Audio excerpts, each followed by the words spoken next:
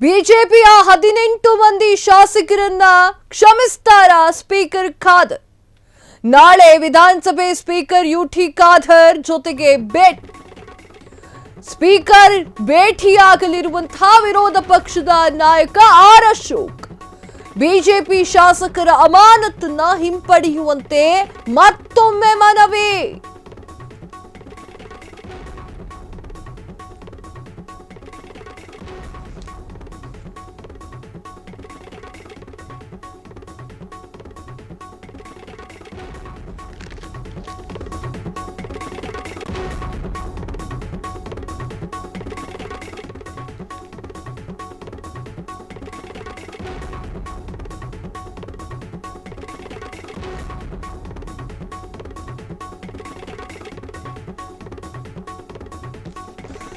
April 1ರಂದು ಪತ್ರ ಬರೆದಿದ್ದ ವಿರೋಧ ಪಕ್ಷದ ನಾಯಕ ಅಶೋಕ್ ಈಗ ಮತ್ತೊಮ್ಮೆ ಸ್ಪೀಕರ್ ಖಾದರ್ ಮೇಲೆ ಒತ್ತಡ ಹೇರಲು ಪ್ರಯತ್ನ. ಏನಾಗಿತ್ತು? ಶಾಸಕರನ್ನ ಅಮಾನತು ಮಾಡಲಾಗಿತ್ತು. ಈ ಒಂದು ಕಾರಣಕ್ಕಾಗಿ ಆರ್ ಅಶೋಕ್ ಅವರು ಪತ್ರವನ್ನ ಕೂಡ ಬರೆದಿದ್ರು. ಬಿಜೆಪಿಯ 18 ಶಾಸಕರನ್ನ ಕ್ಷಮಿಸ್ತಾರ ಯುಟಿ ಖಾದರ್ ಎನ್ನುವಂಥದ್ದು. ನಾಳೆ ವಿಧಾನಸಭೆ ಸ್ಪೀಕರ್ ಯುಟಿ ಖಾದರ್ ಜೊತೆಗೆ ಭೇಟಿಯಾಗ್ತಾ ಇದ್ದಾರೆ. ಸ್ಪೀಕರ್ ಭೇಟಿಯಾಗಲಿರುವಂತಹ ವಿರೋಧ ಪಕ್ಷದ ನಾಯಕ ಆರ್ ಅಶೋಕ್ ಅವರು ಬಿಜೆಪಿ ಶಾಸಕರ ಅಮಾನತನ್ನ ಹಿಂಪಡೆಯುವಂತೆ ಮತ್ತೊಮ್ಮೆ ಮನವಿ ಕೂಡ ಮಾಡಲಾಗ್ತಾ ಇದೆ. ಏಪ್ರಿಲ್ 1ರಂದು ಪತ್ರ ಬರೆದಿದ್ದಂತಹ ವಿರೋಧ ಪಕ್ಷದ ನಾಯಕ ಆರ್ ಅಶೋಕ್ ಈಗ ಮತ್ತೊಮ್ಮೆ ಸ್ಪೀಕರ್ ಖಾದರ್ ಮೇಲೆ ಒತ್ತಡ ಹೇರುವ ಪ್ರಯತ್ನ ಕೂಡ ನಡೆಸಲಾಗ್ತಾ ಇದೆ. 18 ಮಂದಿ ಶಾಸಕರ ಅಮಾನತು, ಬಿಜೆಪಿ ಬಿಕ್ಕಟ್ಟು ಮತ್ತಷ್ಟು ಏಪ್ರಿಲ್ 1ರಂದು ಸ್ಪೀಕರ್ಗೆ ಪತ್ರ ಬರೆದಿದ್ದಂತಹ ವಿಪಕ್ಷ ನಾಯಕ ಆರ್ ಅಶೋಕ್ ಮರುದಿನ ಏಪ್ರಿಲ್ 2ರಂದು ಬಿಜೆಪಿ ರಾಜ್ಯಾಧ್ಯಕ್ಷ ವಿಜಯೇಂದ್ರ ನೇತೃತ್ವದಲ್ಲಿ ಪ್ರತಿಭಟನೆಗೂ ಒಂದು ದಿನ ಮೊದಲೇ ಸ್ಪೀಕರ್ಗೆ ಪತ್ರವನ್ನ ಬರೆದಿದ್ದಂತಹ ಆರ್ ಅಶೋಕ್ ಪ್ರತಿಭಟನೆಯ ಸಂಬಂಧ ವಿಜಯೇಂದ್ರ ಕರೆದಿದ್ದಂತಹ ಸಭೆಗೆ ಗೈರಾಗಿದ್ದಂತಹ ಅಶೋಕ್ ನಾಳೆ ವಿಜಯೇಂದ್ರ ನೇತೃತ್ವದಲ್ಲಿ 3ನೇ ಹಂತದ ಜನಾಕ್ರೋಶ ಯಾತ್ರೆ ನಡೆಯಲಿದೆ. ದಾವಣಗೆರೆ, ಹಾವೇರಿಯಲ್ಲಿ ನಡೆಯಲಿರುವಂತಹ ಜನಾಕ್ರೋಶ ಯಾತ್ರೆ ನಾಳೆ ಬಿಜೆಪಿ ರಾಜ್ಯಾಧ್ಯಕ್ಷ ವಿಜಯೇಂದ್ರ ಜನಾಕ್ರೋಶ ಯಾತ್ರೆಯಲ್ಲಿ ಬ್ಯುಸಿಯಾಗಿದ್ದಾರೆ. ಇತ್ತ ನಾಳೆಯೇ ಸ್ಪೀಕರ್ ಯುಟಿ ಖಾದರ್ ಭೇಟಿಯಾಗಲಿರುವಂತಹ ಆರ್ ಅಶೋಕ್. ಇವೆಲ್ಲ ನೋಡ್ತಾ ಇದ್ರೆ ಎಲ್ಲ ಗೊಂದಲವಾಗಿ ಕಾಣಿಸ್ತಾ ಇದೆ. ಯಾಕಂತಂದ್ರೆ ಆರ್ ಅಶೋಕ್ ಅವರ ಆ ಒಂದು ಪತ್ರ ಭಾರೀ ಸಂಚಲನವನ್ನ ವ್ಯಕ್ತಪಡಿಸಿತ್ತು. 18 ಮಂದಿ ಶಾಸಕರ ಅಮಾನತು, ಬಿಜೆಪಿ ಬೆಕ್ಕಟ್ಟು ಮತ್ತಷ್ಟು ಬಯಲಾಗಿತ್ತು. ಏಪ್ರಿಲ್ 1ರಂದು ಸ್ಪೀಕರ್ ಪತ್ರ ಬರೆದಿದ್ದಂತಹ ವಿಪಕ್ಷ ನಾಯಕ ಆರ್ ಅಶೋಕ್ ಮರುದಿನ ಏಪ್ರಿಲ್ 2ರಂದು ಬಿಜೆಪಿ ರಾಜ್ಯಾಧ್ಯಕ್ಷ ವಿಜಯೇಂದ್ರ ನೇತೃತ್ವದಲ್ಲಿ ಪ್ರತಿಭಟನೆಯನ್ನ ಕೂಡ ಮಾಡಲಾಗಿತ್ತು. ಪ್ರತಿಭಟನೆಗೂ ಒಂದು ದಿನದ ಹಿಂದೆಯೇ ಅಂದ್ರೆ ಒಂದು ದಿನದ ಮೊದಲೇ ಸ್ಪೀಕರ್ಗೆ ಪತ್ರವನ್ನ ಕೂಡ ಆರ್ ಅಶೋಕ್ ಅವರು ಬರೆದಿದ್ರು. ಪ್ರತಿಭಟನೆಗೆ ಸಂಬಂಧ ವಿಜಯೇಂದ್ರ ಕರೆದಿದ್ದಂತಹ ಸಭೆಗೆ ಗೈರಾಗಿದ್ರು ಅಶೋಕ್ ಅವರು. ನಾಳೆ ವಿಜಯೇಂದ್ರ ನೇತೃತ್ವದಲ್ಲಿ 3ನೇ ಹಂತದ ಜನಾಕ್ರೋಶ ಯಾತ್ರೆ ನಡೀತಾ ಇದೆ. ದಾವಣಗೆರೆ, ಹಾವೇರಿಯಲ್ಲಿ ನಡೆಯಲಿರುವಂತಹ ಜನಾಕ್ರೋಶ ಯಾತ್ರೆ ನಾಳೆ ಬಿಜೆಪಿ ರಾಜ್ಯಾಧ್ಯಕ್ಷ ವಿಜಯೇಂದ್ರ ಜನಾಕ್ರೋಶ ಯಾತ್ರೆಯಲ್ಲಿ ಬ್ಯುಸಿಯಾಗಿರ್ತಾರೆ. ಇತ್ತ ನೋಡಿದ್ರೆ ನಾಳೆಗೆ ಯುಟಿ ಖಾದರ್ ಅವರನ್ನ ಭೇಟಿಯಾಗಲಿರುವಂತಹ ಅಶೋಕ್. ಇಷ್ಟೆಲ್ಲ ಬೆಳವಣಿಗೆ, ಯುಟಿ ಖಾದರ್ ಹಾಗೂ ಅಶೋಕ್ ಅವರ ಆ ಒಂದು ಭೇಟಿ ಸಂಚಲನವನ್ನ ಸೃಷ್ಟಿ ಮಾಡುತ್ತಾ, ಏನಾದರೂ ಪ್ರಯೋಜನವಾಗುತ್ತಾ ಅನ್ನೋದನ್ನ ಕಾದು ನೋಡಬೇಕಾಗಿದೆ. ಹೌದು, ರಾಜರಾಜೇಶ್ವರಿ ನಗರದ ಶಾಸಕರಿಂದ ಹಿಡಿದು ಮುನಿರತ್ನ ಅವರನ್ನು ಸೇರಿ 18 ಶಾಸಕರನ್ನ ಸಭಾಧ್ಯಕ್ಷ ಯುಟಿ ಖಾದರ್ ಅವರು 6 ತಿಂಗಳ ಅವಧಿಗಳ ಕಾಲ ಸದನದಿಂದ ವಜಾಗೊಳಿಸಿದ್ರು. ಈ ಶಾಸಕರು ಮುಂದಿನ ವಿಧಾನಸಭಾ ಅಧಿವೇಶನದಲ್ಲಿ ಭಾಗವಹಿಸಲು ಅವಕಾಶದಿಂದ ವಂಚಿತರಾಗಿರುತ್ತಾರೆ.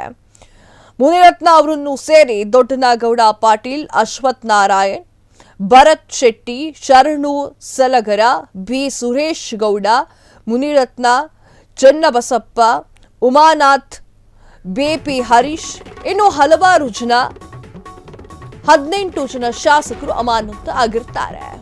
ಈ ವಿಚಾರದ ಬಗ್ಗೆ ನಾಳೆ ಒಂದು ಸಭೆ ಅಥವಾ ನಾಳೆ ಒಂದು ಭೇಟಿ ಕೂಡ ಇದೆ. ಎಸ್,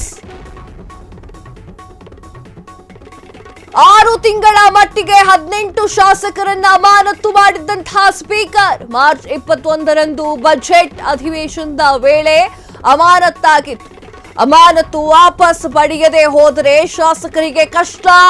ಮಳೆಗಾಲದ ಅಧಿವೇಶನದಲ್ಲೂ ಶಾಸಕರಿಗೆ ಬಯಸೋಕೆ ಆಗೋದಿಲ್ಲ. ಶಾಸಕರ ಅಮಾನತು ವಾಪಸ್ ಆಗದೆ ಹೋದರೆ ಅಶೋಕ್ಗೆ ಹಿನ್ನಡೆ. ವಿಪಕ್ಷ ನಾಯಕರಿಗಾಗಿ ಶಾಸಕರ ಹಿತರಕ್ಷಣೆಗೆ ವಿಫಲ ಅಂತ ಹೇಳಿ ಹಾಡಿಪಟ್ಟಿ. ಎಸ್, ಈಗ ಆ ಒಂದು ಅಮಾನತನ್ನ ಹಿಂಪಡೆದೆ ಹೋದ್ರೆ ಮಳೆಗಾಲದ ಅಧಿವೇಶನದಲ್ಲೂ ಕೂಡ ಅವರಿಗೆಲ್ಲರಿಗೂ ಕೂಡ ಅವಕಾಶ ಸಿಗೋದಿಲ್ಲ. 6 ತಿಂಗಳ ಮಟ್ಟಿಗೆ 18 ಶಾಸಕರನ್ನ ಅಮಾನತು ಮಾಡಿದ್ದಂತಹ ಸ್ಪೀಕರ್. ಎಸ್, ಇದರ ಬಗ್ಗೆ ಮಾತನಾಡಲಿಕ್ಕೆ ವಿಶೇಷ ಪ್ರತಿನಿಧಿ ಅಕ್ಷಯ್ ಡೆಸ್ಕ್ ಲೈವ್ ಅಲ್ಲಿ ಇದ್ದಾರೆ. ಎಸ್ ಅಕ್ಷಯ್, ಖಾದರ್ ಹಾಗೂ ಅಶೋಕ್ ಅವರ ಭೇಟಿ ಮುಂದೇನಾಗಬಹುದು? ಇದು 18 ಮಂದಿ ಶಾಸಕರನ್ನ ಬಜೆಟ್ ಅಧಿವೇಶನದ ಸಂದರ್ಭದಲ್ಲಿ ಕಳೆದ ತಿಂಗಳು ಮಾರ್ಚ್ 21ನೆಯ ತಾರೀಕು ವಿಧಾನಸಭೆಯ ಸ್ಪೀಕರ್ UT ಖಾದರ್ ಅವರು ಅಮಾನತು ಮಾಡಿದರು. ಈ 18 ಮಂದಿ ಶಾಸಕರ ಅಮಾನತು, ಬಿಜೆಪಿ ಶಾಸಕರ ಅಮಾನತು ಬಿಜೆಪಿ ನಾಯಕರ ನಡುವೆ ಒಗ್ಗಟ್ಟನ್ನು ಪ್ರದರ್ಶನ ಮಾಡಲಿಕ್ಕೆ ವೇದಿಕೆ ಆಗಬೇಕಿತ್ತು. 18 ಶಾಸಕರ ಅಮಾನತಿನ ಸಂಬಂಧಪಟ್ಟಂತೆ ಬಿಜೆಪಿಯ ಎಲ್ಲ ನಾಯಕರು ಒಗ್ಗಟ್ಟಾಗಬೇಕಿತ್ತು. ಆದರೆ ಬಿಜೆಪಿಯಲ್ಲಿ ದೀರ್ಘಕಾಲದಿಂದ ನಡೀತಾ ಇರುವಂತಹ ಆಂತರಿಕ ಸಂಘರ್ಷ ಅಥವಾ ಬಣ ಸಂಘರ್ಷ ಈ 18 ಬಿಜೆಪಿ ಶಾಸಕರ ಅಮಾನತಿನ ಬಳಿಕವೂ ಕೂಡ ಆ ನೆಪದಲ್ಲೂ ಕೂಡ ಬಹಿರಂಗ ಆಗಿರುವಂಥದ್ದು. ನಾಳೆ ವಿರೋಧ ಪಕ್ಷದ ನಾಯಕ ಅಶೋಕ್ ಅವರು ವಿಧಾನಸಭೆಯ ಸ್ಪೀಕರ್ UT ಖಾದರ್ ಅವರನ್ನು ಭೇಟಿ ಆಗ್ತಾ ಇದ್ದಾರೆ. ಭೇಟಿಯಾಗಿ ಮನವಿಯನ್ನು ಸಲ್ಲಿಸ್ತಾ ಇದ್ದಾರೆ. ದಯವಿಟ್ಟು 18 ಮಂದಿ ಶಾಸಕರು ಯಾರಿದ್ದಾರೆ ಅವರ ಅಮಾನತನ್ನು ವಾಪಸ್ ಪಡೆಯಬೇಕು. ಮುಂದಿನ ಅಧಿವೇಶನ ಏನಿದೆ ಅದರಲ್ಲಿ ಅವರಿಗೆ ಭಾಗವಹಿಸಲಿಕ್ಕೆ ಅವಕಾಶವನ್ನು ಮಾಡಿಕೊಡ್ಬೇಕು. ಅಮಾನತಾದಂತಹ ಶಾಸಕರಿಗೆ ವಿಧಾನಸಭೆಗೆ ಪ್ರವೇಶ ಮಾಡಲಿಕ್ಕೆ ಅವಕಾಶ ಇಲ್ಲ. ಸದನ ಸಮಿತಿಗಳು ಅಂತೇಳಿ ಯಾವುದಿರ್ತವೆ ಅವುಗಳಲ್ಲಿ ಅವರಿಗೆ ಭಾಗವಹಿಸಲಿಕ್ಕೆ ಅವಕಾಶಗಳಿಲ್ಲ. ಅವರನ್ನು ಅಮಾನತಿನ ಸಂದರ್ಭಗಳಲ್ಲಿ ಅವರ ಕೊಡುವಂತಹ ಟಿಪ್ಪಣಿಗಳಿರ್ಬೋದು, ಅವರು ಕೊಡುವಂತಹ ಸಲಹೆಗಳಿರ್ಬೋದು, ಅವುಗಳಿಗೆ ಮಾನ್ಯತೆ ಇರಲ್ಲ. ಹೀಗಾಗಿ ನಾಳೆ ಸ್ಪೀಕರ್ ಅವರನ್ನು ಭೇಟಿಯಾಗಲಿರುವಂಥ ಅಶೋಕ್ ಅವರು ಅಮಾನತನ್ನು ವಾಪಸ್ ಪಡೀರಿ ಎನ್ನುವಂತಹ ಮನವಿಯನ್ನು ಮಾಡಲಿದ್ದಾರೆ. ಇದು ಒಂದು ಪಾಯಿಂಟ್. ಎರಡನೆಯ ಪಾಯಿಂಟ್ ಏನು ಅಂತ ಹೇಳಿದ್ರೆ 6 ತಿಂಗಳ ಮಟ್ಟಿಗೆ ಅಮಾನತ್ತಾಗಿರುವಂಥದ್ದು. 6 ತಿಂಗಳು ಅಂತ ಹೇಳಿದ್ರೆ ಮಾರ್ಚ್ 21ರಿಂದ ಸೆಪ್ಟೆಂಬರ್ 21ನೆಯ ತಾರೀಕಿನವರೆಗೆ ಅನ್ಲೆಸ್ ಸ್ಪೀಕರ್ ಅವರು ಅಮಾನತನ್ನು ವಿತ್ಡ್ರಾ ಮಾಡದೆ ಹೋದರೆ ಸೆಪ್ಟೆಂಬರ್ 21ರವರೆಗೂ ಕೂಡ ಅಮಾನತು ಚಾಲ್ತಿಯಲ್ಲಿರುತ್ತೆ. ಸೆಪ್ಟೆಂಬರ್ 21ರವರೆಗೆ ಅಮಾನತು ಚಾಲ್ತಿ ಅಂತ ಹೇಳಿದ್ರೆ ಜುಲೈ ಅಥವಾ ಆಗಸ್ಟ್ ತಿಂಗಳಲ್ಲಿ, ಜೂನ್ ಜುಲೈ ಆಗಸ್ಟ್ ತಿಂಗಳಲ್ಲಿ ನಡೆಯಲಿರುವಂತಹ ಮಳೆಗಾಲದ ವಿಧಾನಮಂಡಲದ ಅಧಿವೇಶನ ಏನಿದೆ ಆ ಅಧಿವೇಶನದಲ್ಲಿ ಬಿಜೆಪಿಯ ಶಾಸಕರಿಗೆ ಭಾಗವಹಿಸಲಿಕ್ಕೆ ಅವಕಾಶಗಳಿರಲ್ಲ. ಈ 18 ಮಂದಿ ಶಾಸಕರಿಗೆ ಅವರು ಕಲಾಪಗಳಲ್ಲಿ ಭಾಗವಹಿಸಲಿಕ್ಕೆ ಅವಕಾಶ ಇರಲ್ಲ. ಆಗ ಸದನದ ಒಳಗಡೆ ಬಿಜೆಪಿಯ ಈಗಿನ 65 ಸಂಖ್ಯೆ ಏನಿದೆ ಅದು 48ಕ್ಕೆ ಬಂದು ಕುಸಿಯುತ್ತೆ, 47ಕ್ಕೆ ಬಂದು ಕುಸಿಯುತ್ತೆ. ಸೊ ಇದು ಎರಡನೆಯದ್ದು. ಮೂರನೆಯದ್ದಾಗಿ ವಿರೋಧ ಪಕ್ಷದ ನಾಯಕರಾಗಿ ಅಶೋಕ್ ಅವರಿಗೆ ಈ ಶಾಸಕರ ಅಮಾನತನ್ನು ವಾಪಸ್ ಪಡೆಯಲೇಬೇಕಾಗಿರುವಂಥದ್ದು ಅನಿವಾರ್ಯ. ಕಾರಣ ಏನು ಅಂತ ಹೇಳಿದ್ರೆ ವಿರೋಧ ಪಕ್ಷದ ನಾಯಕ ಅಂತ ಹೇಳಿದ್ರೆ ಆತ ಶಾಡೋ CM ಅಂತ ಹೇಳಿದ್ರೆ ಮುಖ್ಯಮಂತ್ರಿಗೆ ಪರ್ಯಾಯವಾಗಿ ವಿರೋಧ ಪಕ್ಷಗಳಲ್ಲಿ ಇರುವಂತಹ ನಾಯಕ. ಆತ ಅಷ್ಟು ಪ್ರಭಾವಶಾಲಿ ಆಗಿರಬೇಕು, ಅಷ್ಟು ಶಕ್ತಿವಂತನಾಗಿರಬೇಕು, ಅಷ್ಟು ಪ್ರಭಾವಶಾಲಿಯಾಗಿರಬೇಕು. ಸೊ ಅಶೋಕ್ ಸದನದ ಒಳಗಡೆ ತಮ್ಮ ಶಕ್ತಿಯನ್ನು ಎಷ್ಟು ಹೊಂದಿದ್ದಾರೆ ಎನ್ನುವಂಥದ್ದು ಶಾಸಕರ ಅಮಾನತು ರದ್ದಾದರೆ ಗೊತ್ತಾಗುತ್ತೆ. ಅಶೋಕ್ ಅವರನ್ನ ಸೀರಿಯಸ್ ಆಗಿ ತಗೊಂಡಿದ್ದಾರೆ ಅಂತೇಳಿ. ಇಲ್ಲದೆ ಹೋದ್ರೆ ವಿರೋಧ ಪಕ್ಷದ ನಾಯಕರಾಗಿ, ವಿರೋಧ ಪಕ್ಷದ ನಾಯಕ ಅಂತ ಹೇಳಿದ್ರೆ ಅಶೋಕ್ ಅವರು ಶಾಸಕಾಂಗ ಪಕ್ಷದ ನಾಯಕ. ಅಂದ್ರೆ ಸದನದ ಒಳಗಡೆ ತಮ್ಮ ಶಾಸಕರ ಹಿತರಕ್ಷಣೆಯನ್ನು ಮಾಡಲಿಕ್ಕೆ ಇರುವಂತಹ ನಾಯಕ, ಅವರ ಪಕ್ಷದ ನಾಯಕ. ಸೊ ಶಾಸಕರ ಹಿತರಕ್ಷಣೆಯನ್ನು ಮಾಡಲಿಕ್ಕೆ ಒಬ್ಬ ವಿರೋಧ ಪಕ್ಷದ ನಾಯಕನಿಗೆ ಆಗಲಿಲ್ಲ ಅಂತ ಹೇಳಿದ್ರೆ ಅದು ಖಂಡಿತವಾಗಿಯೂ ಅಶೋಕ್ ಅವರಿಗೆ ಆಗಬಹುದಾದಂಥ ಅತ್ಯಂತ ದೊಡ್ಡ ಮುಜುಗರ.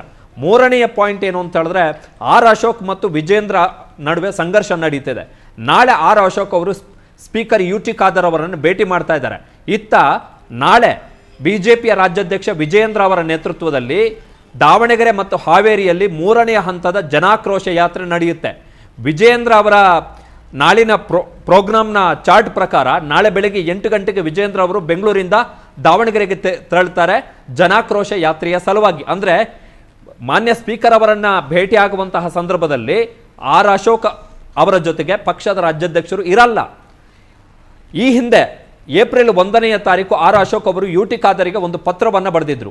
ಆ ಪತ್ರ ಯಾವಾಗ ಅಂತ ಹೇಳಿದ್ರೆ ಏಪ್ರಿಲ್ 2ನೇ ತಾರೀಕು ವಿಜೇಂದ್ರ ನೇತೃತ್ವದಲ್ಲಿ ಬಿಜೆಪಿ ಅವರು ಪ್ರತಿಭಟನೆ ಮಾಡುವುದಕ್ಕಿಂತ ಹಿಂದಿನ ದಿನ ಆರ್ ಅಶೋಕ್ ಅವರು ಯುಟಿ ಖಾದರಿಗೆ ಪತ್ರ ಬರೆದಿದ್ರು, ಶಾಸಕರ ಅಮಾನತನ್ನ ರದ್ದುಪಡಿಸಿ ಅಂತೇಳಿ. ಜೊತೆಗೆ ವಿಜೇಂದ್ರ ನೇತೃತ್ವದಲ್ಲಿ ಬಿಜೆಪಿಯ ಪ್ರತಿಭಟನೆಯ ಸಂಬಂಧ ಕರೆಯಲಾಗಿದ್ದಂತಹ ಸಭೆಗೆ ಆರ್ ಅಶೋಕ್ ಅವರು ಗೈರಾಗಿದ್ದರು. ಸೊ ಅಶೋಕ್ ಮತ್ತು ವಿಜೇಂದ್ರ ನಡುವೆ ನಡೀತಾ ಇರುವಂತಹ ಮನಸ್ತಾಪ ಏನಿದೆ ಅದು ಈ 18 ಶಾಸಕರ ಅಮಾನತಿನ ಮುಖಾಂತರ ಬಯಲಾಗ್ತಾ ಇರುವಂಥದ್ದು. ಇಲ್ಲಿ ಇನ್ನೊಂದು ಅಂಶ ಏನು ಅಂತ ಹೇಳಿದ್ರೆ ಸ್ಪೀಕರ್ ಖಾದರ್ ಅವರು ಕೂಡ ಸ್ವಲ್ಪ ಜಾಣತನವನ್ನು ಪ್ರದರ್ಶನ ಮಾಡಿದ್ದಾರೆ. ಕಾರಣ ಏನು ಅಂತ ಹೇಳಿದ್ರೆ 2021ರಲ್ಲಿ ಮಹಾರಾಷ್ಟ್ರದಲ್ಲಿ 12 ಮಂದಿ ಬಿಜೆಪಿಯ ಶಾಸಕರನ್ನ ಅಮಾನತು ಮಾಡಲಾಗುತ್ತೆ. ಆ ಸಂದರ್ಭದಲ್ಲಿ ಸುಪ್ರೀಂ ಕೋರ್ಟ್ ಒಂದು ತೀರ್ಪನ್ನು ಕೊಡುತ್ತೆ 2022ರಲ್ಲಿ. ಏನು ಅಂತ ಹೇಳಿದ್ರೆ 6 ತಿಂಗಳು ಮೇಲ್ಪಟ್ಟು ಯಾವುದೇ ಸದನದಿಂದ ಶಾಸಕರನ್ನ ಅಮಾನತಿನಲ್ಲಿ ಇಡುವಂತಿಲ್ಲ, ಅದು ಅನ್ಕಾನ್ಸ್ಟಿಟ್ಯೂಷನಲ್ ಅಂತ ಹೇಳುತ್ತೆ ಸುಪ್ರೀಂ ಕೋರ್ಟ್ ತನ್ನ ತೀರ್ಪಿನಲ್ಲಿ. ಅಂದ್ರೆ 6 ತಿಂಗಳಿಗಿಂತ ಮೇಲ್ಪಟ್ಟು ಅಮಾನತು ಮಾಡುವಂತಿಲ್ಲ. 6 ತಿಂಗಳಿಗಿಂತಲೂ ಮೇಲ್ಪಟ್ಟು ಅಮಾನತು ಮಾಡಿದ್ರೆ ಅದು ಶಾಸಕರಿಗೆ ಮಾಡಲಾಗುವಂತಹ ಅನ್ಯಾಯ. ಇದು ಉಪಚುನಾವಣೆಗಿಂತಲೂ ಇದು ಉಚ್ಚಾಟನೆಗಿಂತಲೂ ಅಪಾಯಕಾರಿ ಎನ್ನುವಂಥ ಅಭಿಪ್ರಾಯವನ್ನ ಸುಪ್ರೀಂ ಕೋರ್ಟ್ ವ್ಯಕ್ತಪಡಿಸುತ್ತೆ. ಸೊ ಯುಟಿ ಖಾದರ್ ಅವರು ದೊಡ್ಡ ಮನಸ್ಸು ಮಾಡಿ ಈ 18 ಮಂದಿ ಶಾಸಕರ ಅಮಾನತನ್ನ ವಾಪಸ್ ಪಡೆದರೆ ಮಾತ್ರ ವಿರೋಧ ಪಕ್ಷದ ನಾಯಕರಾಗಿ ಆರ್ ಅಶೋಕ್ ಅವರ ಗೌರವ ಉಳಿಯುತ್ತೆ. ಈ 18 ಮಂದಿ ಶಾಸಕರು ಮಳೆಗಾಲದ ಅಧಿವೇಶನದ ಸಂದರ್ಭದಲ್ಲಿ ಮತ್ತೆ ವಿಧಾನಸಭೆಯಲ್ಲಿ ಪ್ರವೇಶ ಮಾಡಿ ಅಲ್ಲಿ ಚರ್ಚೆಯಲ್ಲಿ ಭಾಗವಹಿಸಲಿಕ್ಕೆ, ಕಲಾಪದಲ್ಲಿ ಭಾಗವಹಿಸಲಿಕ್ಕೆ ಅವಕಾಶ ಸಿಗುತ್ತೆ. ಬಿಜೆಪಿಯ ಒಳಗಡೆ ಆರ್ ಅಶೋಕ್ ಅವರ ಗೌರವ ಮತ್ತು ಪ್ರತಿಷ್ಠೆ ಉಳಿಯುತ್ತೆ. ಇಲ್ಲದೆ ಹೋದರೆ ಇದು ಆರ್ ಅಶೋಕ್ ಅವರಿಗೆ ವೈಯಕ್ತಿಕವಾಗಿ ಆಗಬಹುದಾದಂಥ ಹಿನ್ನಡೆ, ಬಿಜೆಪಿಯ 18 ಮಂದಿ ಶಾಸಕರಿಗೆ ಆಗಬಹುದಾದಂಥ ಹಿನ್ನಡೆ ಮತ್ತು ವಿಜೇಂದ್ರ ಮತ್ತು ಆರ್ ಅಶೋಕ್ ನಡುವೆ ಏನು ಸಂಘರ್ಷ ನಡೀತಾ ಇತ್ತು ಅದರ ಮುಂದುವರೆದ ಭಾಗವಾಗಿ ಕಾಣುತ್ತೆ. ಕಾವ್ಯ. ಎಸ್ ಅಕ್ಷಯ್, ನಿಮ್ಮೆಲ್ಲ ಮಾಹಿತಿಗಾಗಿ ಧನ್ಯವಾದಗಳು. ಎಸ್, ನಾಳೆಯ ಆ ಒಂದು ಭೇಟಿ ಏನು ಬೇಕಾದ್ರೂ ಆಗಬಹುದು. ವಿಪಕ್ಷ ನಾಯಕರಾಗಿ ಶಾಸಕರ ಹಿತರಕ್ಷಣೆ ವಿಫಲ ಅಂತ ಹೇಳಿ ಹಣಪಟ್ಟಿ ಕೂಡ ಬರಬಹುದು, ಅಥವಾ ಶಾಸಕರ ಅಮಾನತು ವಾಪಸ್ ಆಗದೆ ಹೋದ್ರೆ ಅಶೋಕ್ಗೆ ಅದೇ ಒಂದು ದೊಡ್ಡ ಹಿನ್ನಡೆಯಾಗಬಹುದು. ವಿಚಾರ ಇಷ್ಟೇ, ಮಳೆಗಾಲದ ಅಧಿವೇಶನದಲ್ಲೂ ಕೂಡ ಶಾಸಕರಿಗೆ ಭಾಗವಹಿಸುವಂತೆ ಇರೋದಿಲ್ಲ. ದಯವಿಟ್ಟು ಅಮಾನತನ್ನ ವಾಪಸ್ ಪಡೆದುಕೊಳ್ಳಿ ಅಂತ ಹೇಳಿ ಆರ್ ಅಶೋಕ್ ಅವರು ಮನವಿಯನ್ನ ಮತ್ತೊಮ್ಮೆ ಮಾಡಲಿದ್ದಾರೆ. ನಾಳೆ ಕಾದು ನೋಡಬೇಕಾಗಿದೆ ಅದೇನು ಆಗುತ್ತೆ ಅನ್ನುವಂಥದ್ದನ್ನ.